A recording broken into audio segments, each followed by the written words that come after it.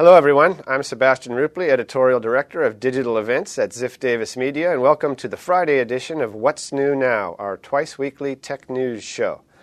Topping our news today, Microsoft is still mulling its decision over what to do about its proposed acquisition of Yahoo. It's a $42 billion proposed acquisition, by far the biggest one that Microsoft has ever sought to achieve.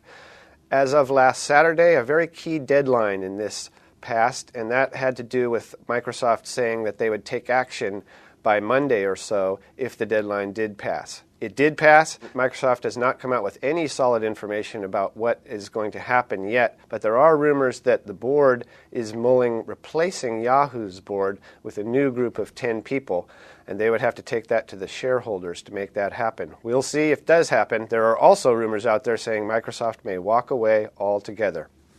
In other news, Grand Theft Auto has been much in the news lately. The new version, of course, has been in the works for years, and it is out in England.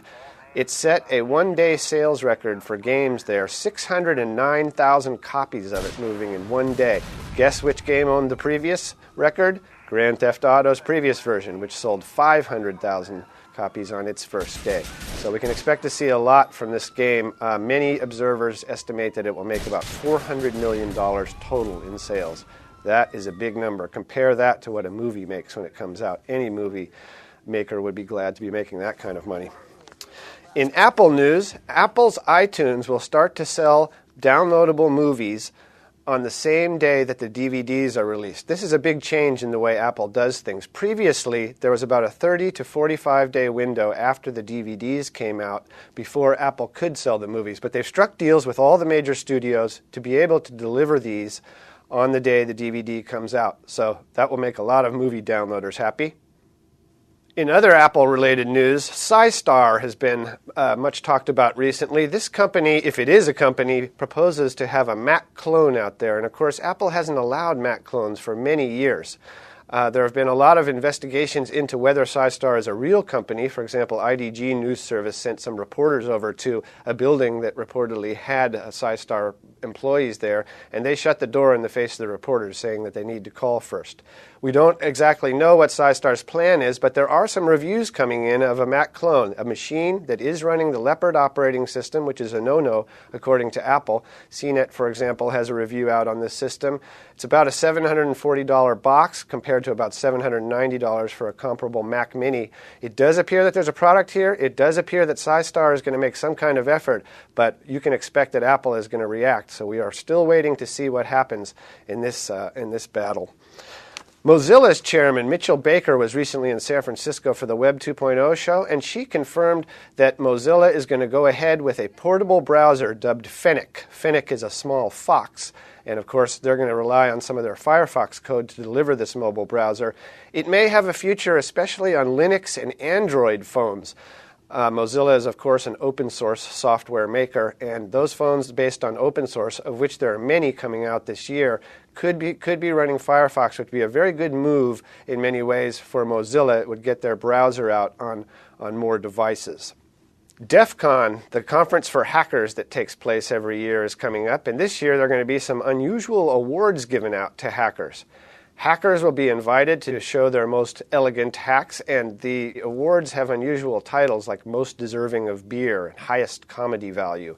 The antivirus software community has reacted to this strongly. They feel that this gives hacking an aura of a party and that this should not go on. So currently it's the hackers versus the antivirus software makers, and isn't that a classic battle?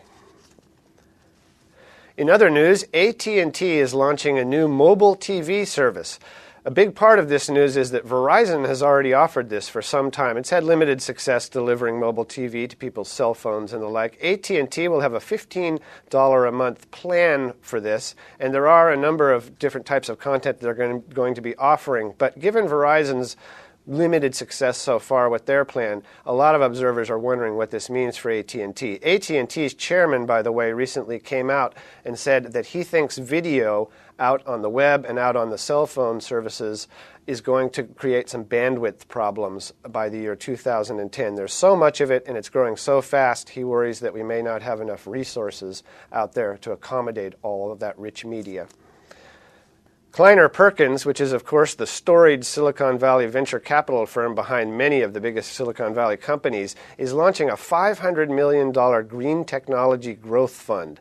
This is big news because there are several other funds like this that have been cropping up, and this runs counter to the reputation the green tech industry has in many people's eyes as being all about PR, more about a lot of talk than about any moves. There is big money behind this green technology stuff now. There are a lot of these initiatives, and you can expect to see much more. And that's it for What's New Now's Friday edition. Please stay with us on Tuesday. We'll have a new episode for you. Thanks for watching.